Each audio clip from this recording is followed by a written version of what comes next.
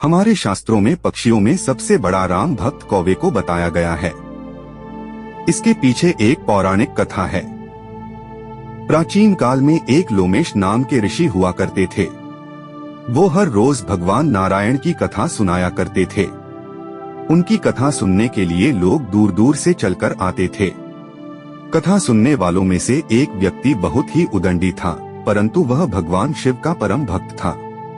जब लोमेश जी महाराज विष्णु भगवान की कथा सुनाया करते थे, तब उस व्यक्ति के मन में केवल भगवान शिव के लिए ही आदर होता था और वह भगवान विष्णु जी की कथा को संदेह पूर्वक सुनता था, क्योंकि ये तो साधारण सी बात है कि जब तक हम धर्म के मूल को नहीं समझते तब तक मन में संदेह बना रहता है। जब मन में संदेह चल रहा होता है तो हम कथा को समर्पित भाव से नहीं सुनते और हमारे मन में कई तरह के तर्क वितर्क चलते रहते हैं। उस प्रकार उस व्यक्ति के मन में भी कथा को लेकर दिमाग में तर्क चल रहे थे, जिसके चलते वह बार बार लोमेश ऋषि से तर्क वितर्क करता। वह तर्क कम जबकि वितर्क ज्यादा करता। जब भी कथा शुरू होती फिर से नए सवाल लेकर आ जाते हैं।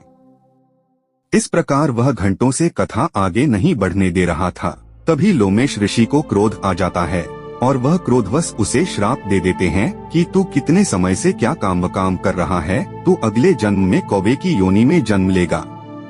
इस श्राप के बाद वह व्यक्ति एकदम शांत हो जाता है और बिना कुछ सवाल पूछे घंटों तक कथा सुनता है।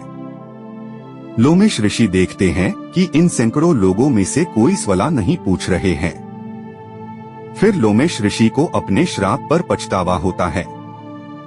आखिर गुरु से शिष्य सवाल नहीं पूछेंगे तो कौन पूछेगा। लोमेश ऋषि मन ही मन सोचते हैं कि बेचारे को बेवजह ही कठोर दंड दे दिया। फिर उसे उठकार पूछते हैं कि मैंने तेरे को बिना किसी कारण कठोर दंड दे दिया और तुमको बिल्कुल भी बुरा नहीं लगा और तुम कई घंटों से कथा सुन रहे हो। तब उस व्यक्ति ने ऐसा जवाब दिया कि लोमेश ऋषि ने उसे आशीर्वाद तक दे दिया है। उस व्यक्ति ने कहा कि जो होता है प्रभु की इच्छा से होता है, इसमें आपका कोई दोष नहीं है।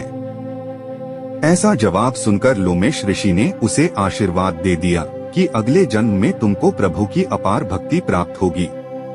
तुम अगले जन्म में राम भक्त बनोगे और तुमको भगवान राम का सानिध्य प्राप्त होगा और तुम काकभूषुंडी नाम से प्रसिद्ध होगे और तुम्हारी प्रजाति के पक्षियों को राम भक्त का दर्जा मिलेगा।